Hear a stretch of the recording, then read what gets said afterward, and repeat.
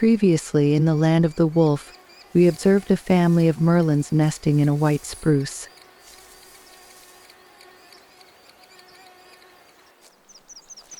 Jimmy was hunting beaver while the Philosopher Bear feasted on wild strawberries. When we keep watch, we see more and more black bears. They are attracted by the strawberries and clover along the old roads used daily by members of the Manitous Pack. With luck, we could witness interactions between the two species.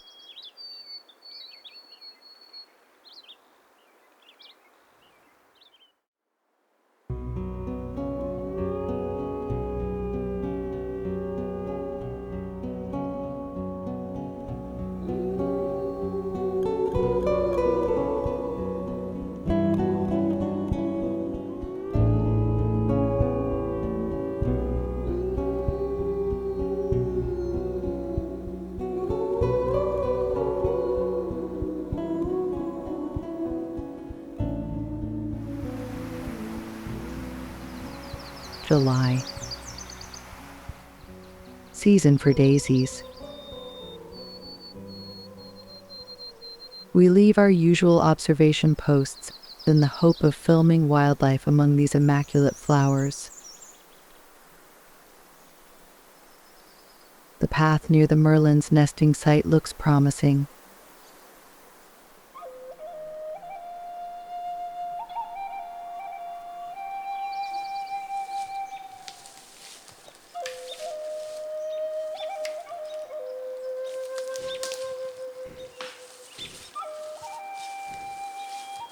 An imposing bear and her 2 cubs have been frequenting this area for a few days.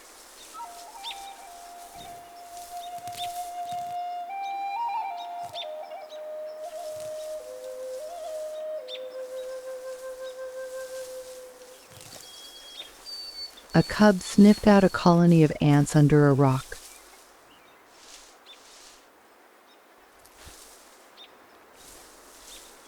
Will he be able to lift it? The mother observes but does not intervene.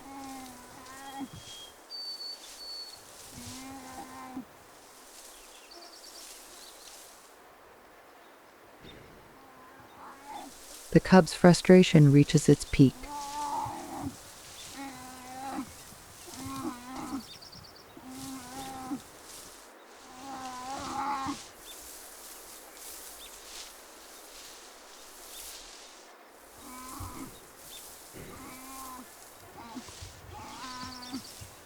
No need to be stubborn when the strength is lacking.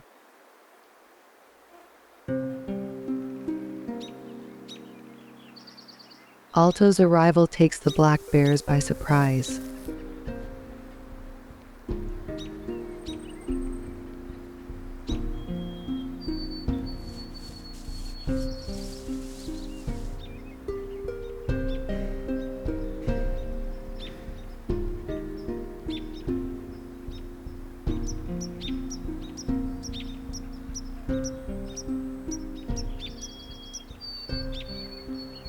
Alto will make a detour rather than incur the wrath of such a formidable opponent. The wolf's hesitation encourages the mother to be cautious.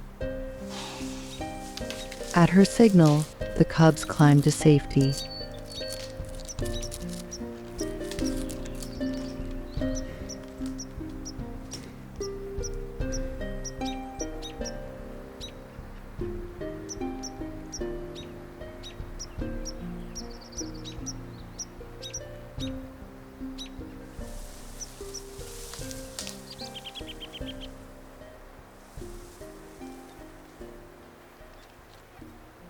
The tension drops.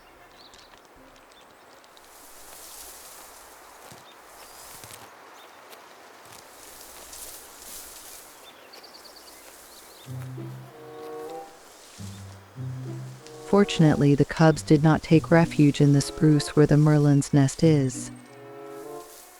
This young falcon has never seen a bear so close.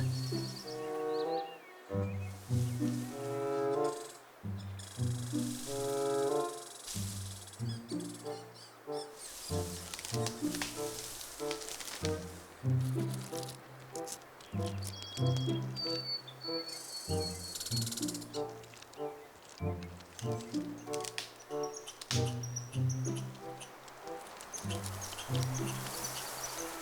cubs have the foresight to come down before a Merlin parent sees them in the heights.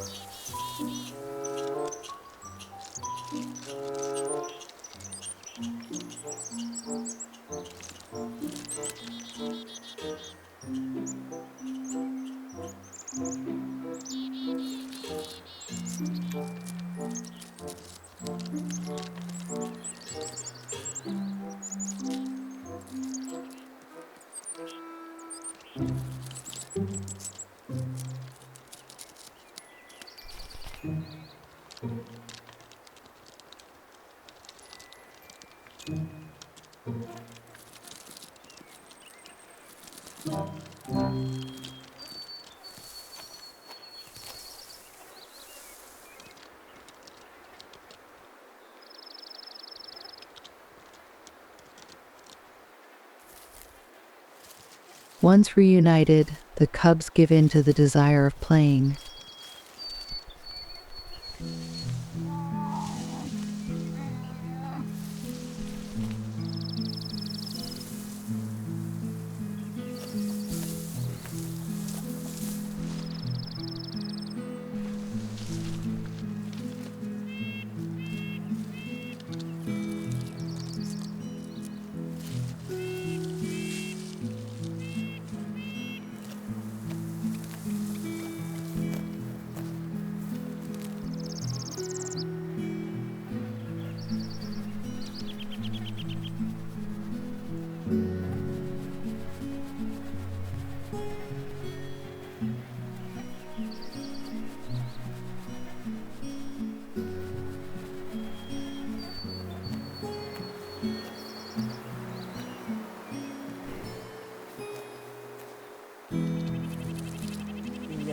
There were days when we documented interesting behaviors, moments of family life and interactions between species, and other days we were less lucky. But with wolves, whether or not there was action, we appreciated the privilege of being able to admire them, especially since in July, the spring molt was almost over. Jimmy and Como were getting more and more handsome in their new, short summer coat.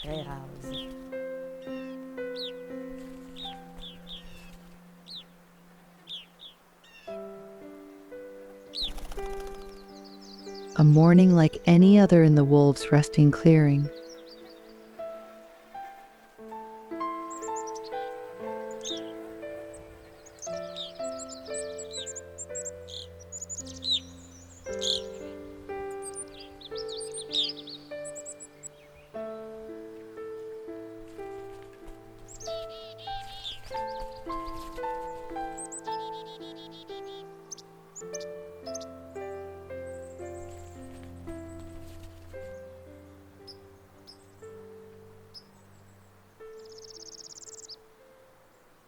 Butterflies do not just visit flowers.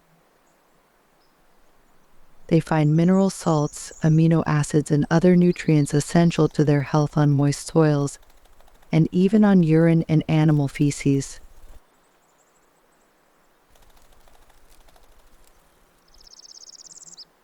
With the marks left here and there by wolves and bears, it is not surprising to see so many clouded sulfurs.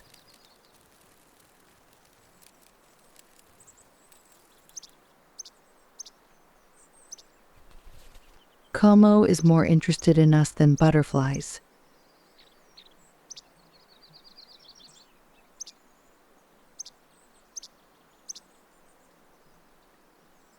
He stares at us with such intelligence in his eyes that it is difficult for us not to respond to the bond he seems to want to create.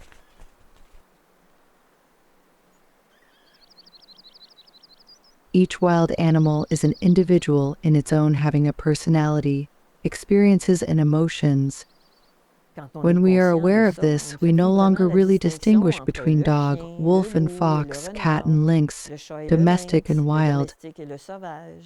We all love them for what they are, that is to say, living beings who deserve our respect and kindness. Since the beginning of July, the wolves rested for a while, then Jimmy left first. Como did not linger long and followed him.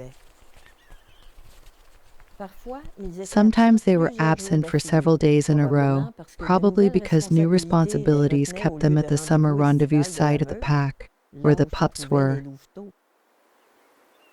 Less frequency of the wolves allowed other animals to venture in the area.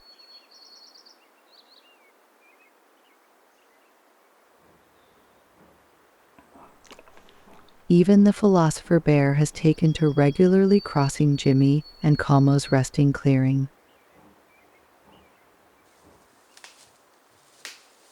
We have observed a certain hierarchy between bears. For example, a scarred-faced male greatly intimidated the Philosopher Bear.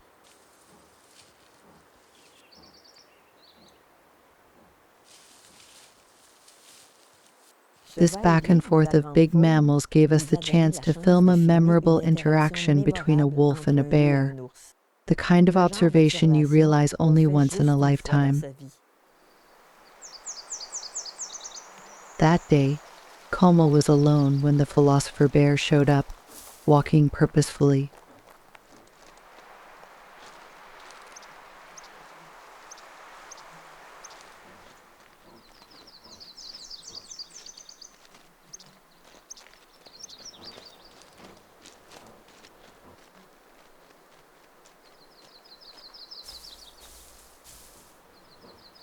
The bear would have passed on its way if Como had not behaved provocatively. Even the most reasonable black bear can lose its cool if its anger is stirred up.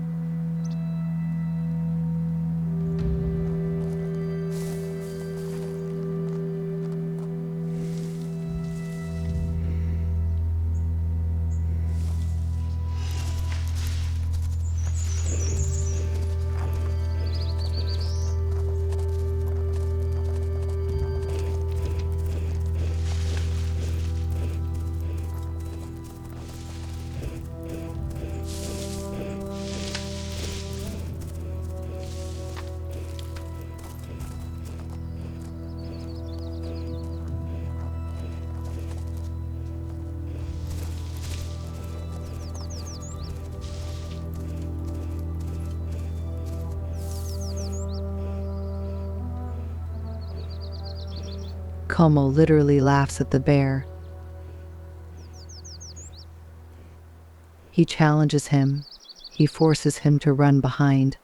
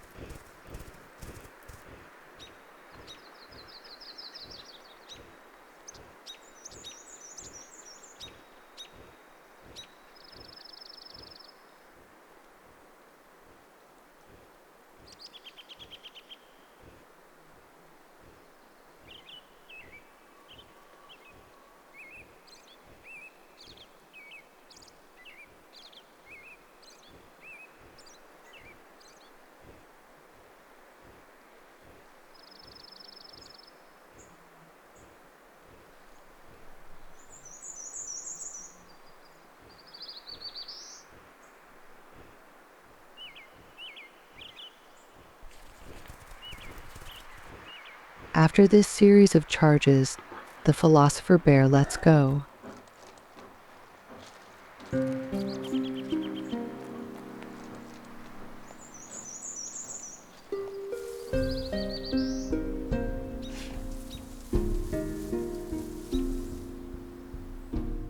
If there had been two wolves, the bear would have been bitten from behind while chasing Como. Anyway, the dynamic of this interaction would have been very different. However, I must admit Como's behavior that morning remains a mystery. After this incident, black bears had continued to frequent the sector. We even saw a mother with her cub.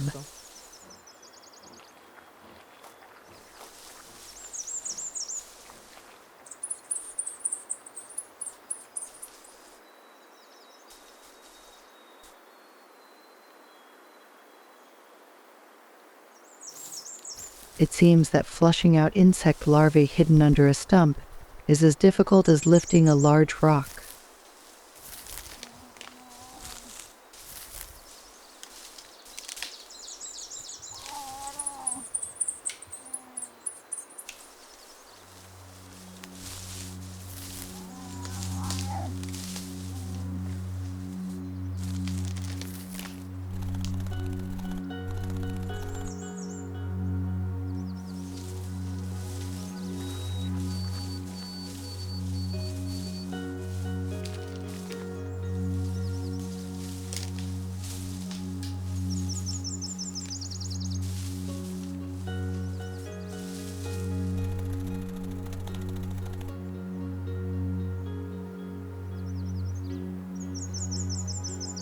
The least flycatcher pair is not worried about large mammals roaming in the vicinity.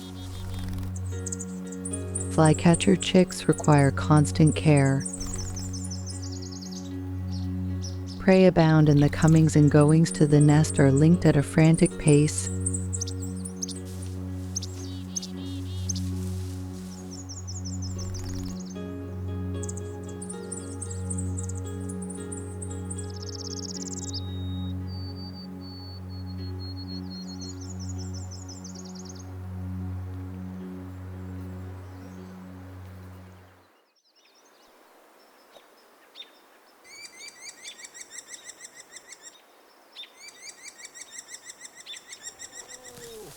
This cow moose tolerates her yearling calf for the simple reason she did not give birth this spring.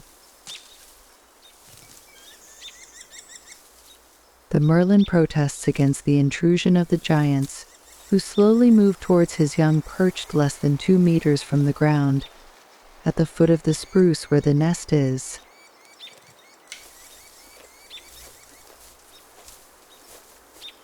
In such a case, stillness is the best strategy.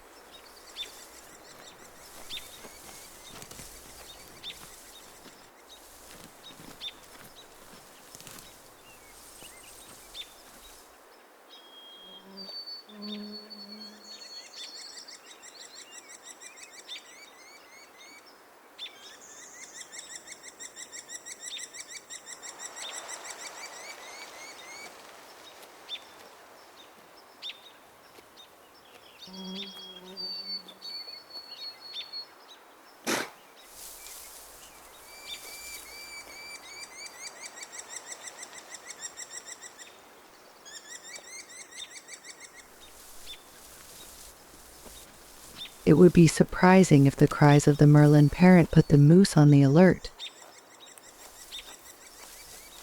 But Bigfoot, the leader of the pack, can do it.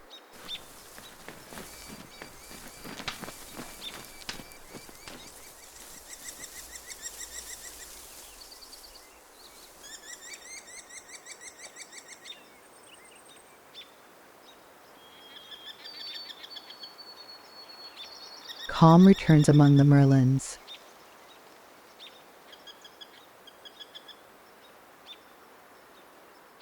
When young birds leave the nest and gradually gain their autonomy, I see it as a sign that an important stage of summer is about to be reached. In the next episode, I invite you to attend the first flights, the first experiences and discoveries of the young flycatchers outside the nest. Their adventures will even capture the attention of Como. A rendezvous not to be missed in the land of the wolf. Hey, hey, hey, hey, hey, hey, hey, hey, hey, hey,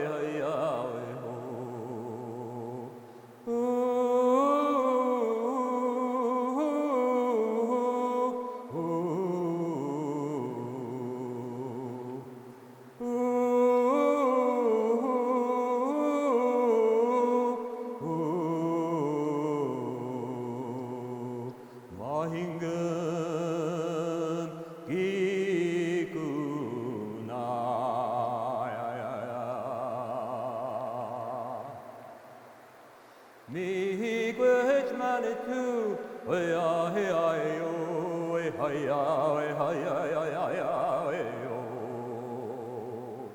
Then again, my